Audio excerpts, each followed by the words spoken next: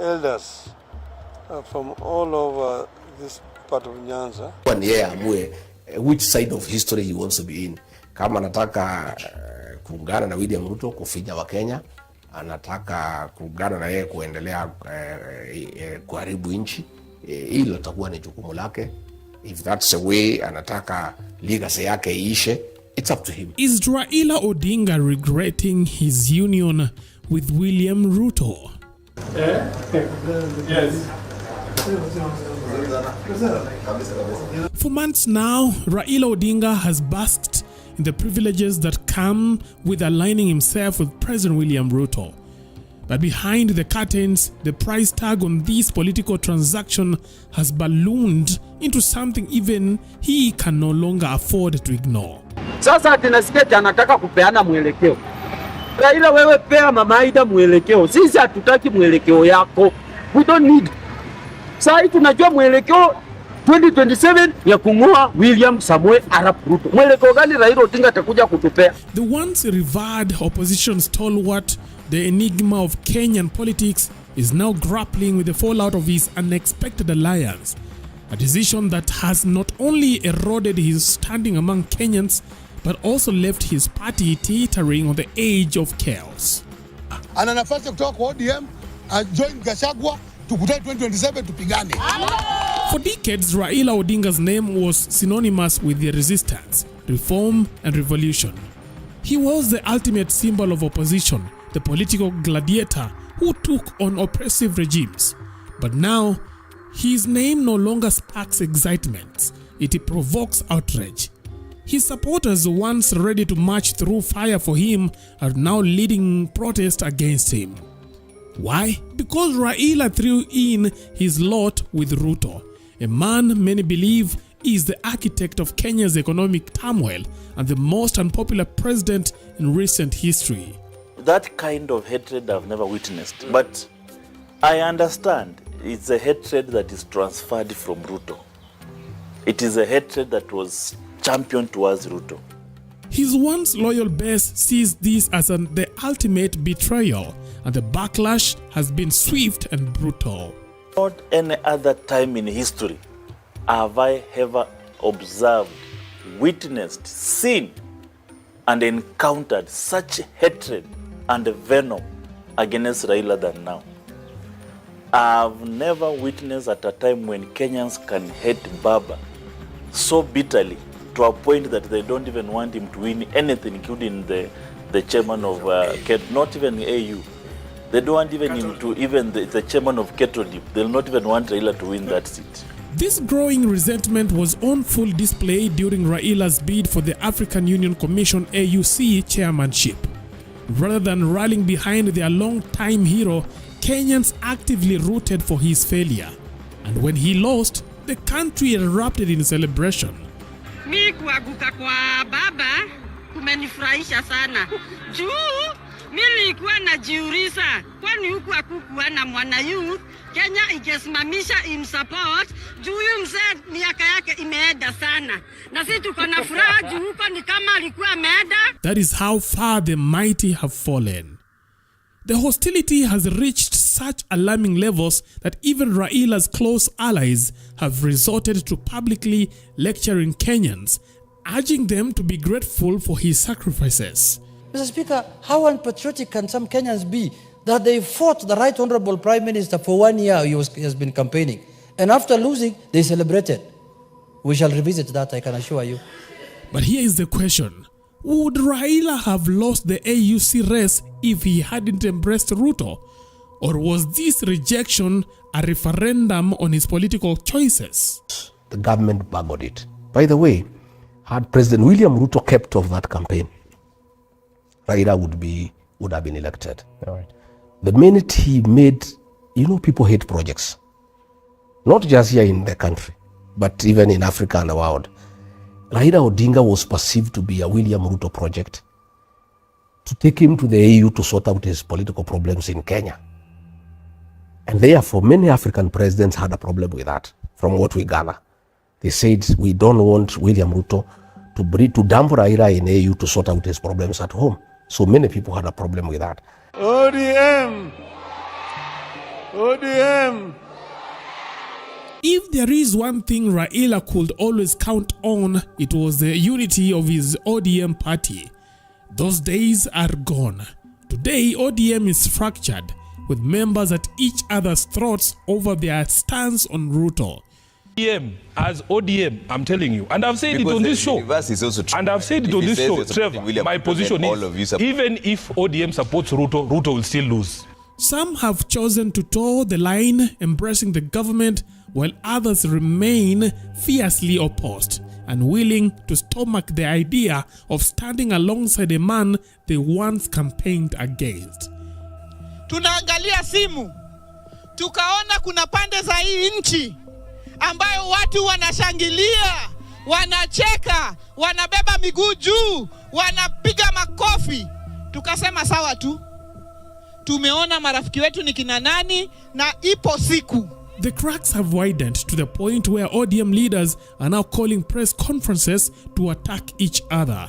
The thing that amuses me is that these guys will run around saying all sorts of things. They say, oh, we will support Ruto. When Sifuna says he will not support Ruto, suddenly they cry for months. Like after this show, they'll be wailing for a month, saying, oh, how can Sifuna say this? I have a mouth. I have a mouth, just like Aladwa's mouth. In fact, we are the same because he's a lawyer like me.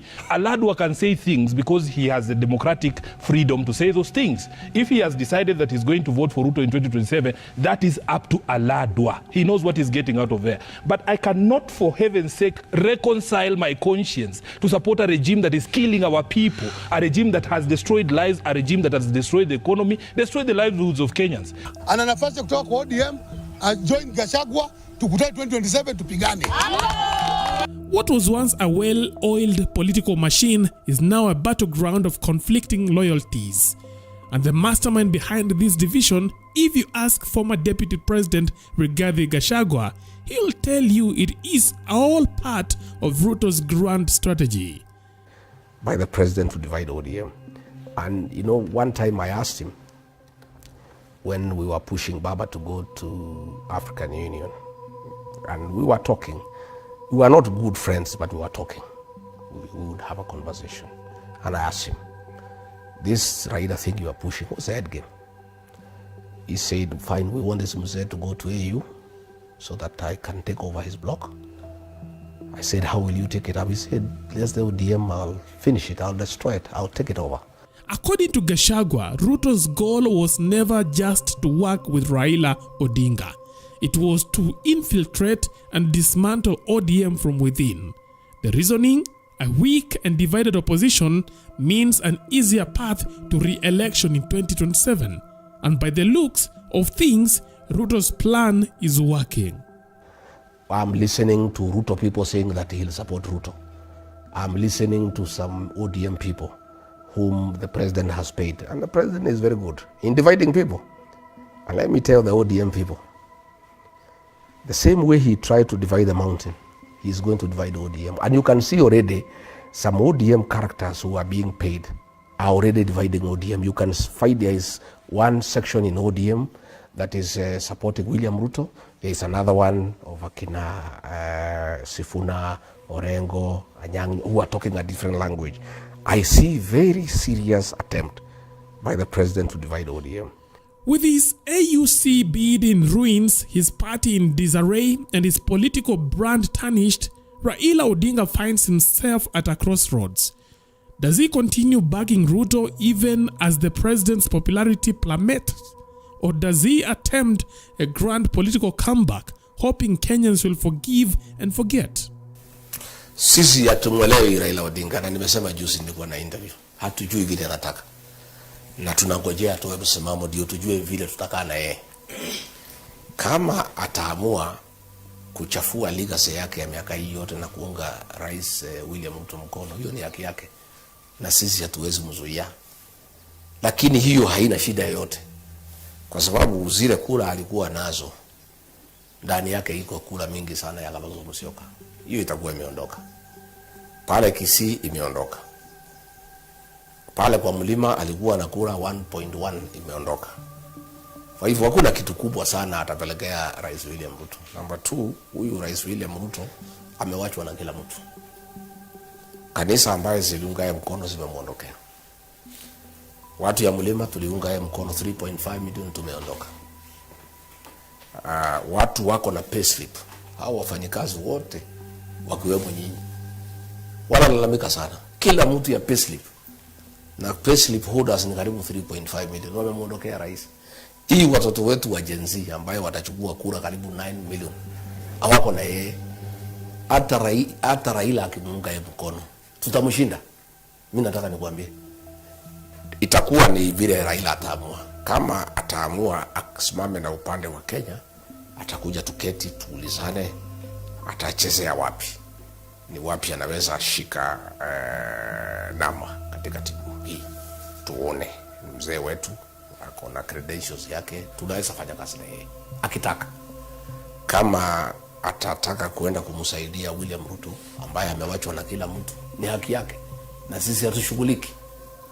Sisi tuko na plan na nzuri, na tumesikiza Wakenya. Tunajua Wakenya wanaangalia sisi kama viongozi tuwapatie plan. Wakenya wameamua ya kwamba William Ruto ataenda nyumbani. Hiyo wameamua. Ile wanataka kujua kwetu kama viongozi, mmepanga namna gani ndio tuhakikishe ya kwamba tumeleta uongozi mpya ambaye itashughulikia Wakenya, ambaye itapunguza gharama ya maisha, ambaye itaheshimu Wakenya, ambaye italeta maendeleo, ambaye itahakikisha ya kwamba mahospitali yanafanya kazi, ambaye itahakikisha ya kwamba program ya health ya insurance inafanya kazi. Hiyo ni jukumu letu. Kwa hivyo sisi tuko pale na tunatosha kuweka upinzani mkali kwa Rais William Ruto, na tunatosha pia kuunganisha Wakenya kuleta serikali mpya. Raila akiweko, asipokuweko, hatuna shida kubwa sana. Itakuwa ni yeye amue which side of history he wants to be in. Kama anataka kuungana na William Ruto kufinya Wakenya, anataka kuungana na yeye kuendelea kuharibu nchi, hilo litakuwa ni jukumu lake. If that's the way anataka legacy yake iishe, it's up to him. Hiyo ni decision yake. Lakini hatujafunga mlango. We are open. We are saying if ataamua to be on the side of Kenyans, we can have a discussion and see what role he can play in the liberation of our country. But irrespective of the decision he makes, sisi tuko sawa na tumepanga vizuri. Na when we listen to the ground, hata nyinyi huko kama mnasikia vile watu wanasema, na sio huko peke yake, ni kila pahali. Tuko sawa kabisa na tuko na mpango mzuri, na tutafaulu na tutapata serikali mpya ambaye itaokoa nchi hii, ambaye itaweka nchi hii kwa ile barabara ambaye inafaa.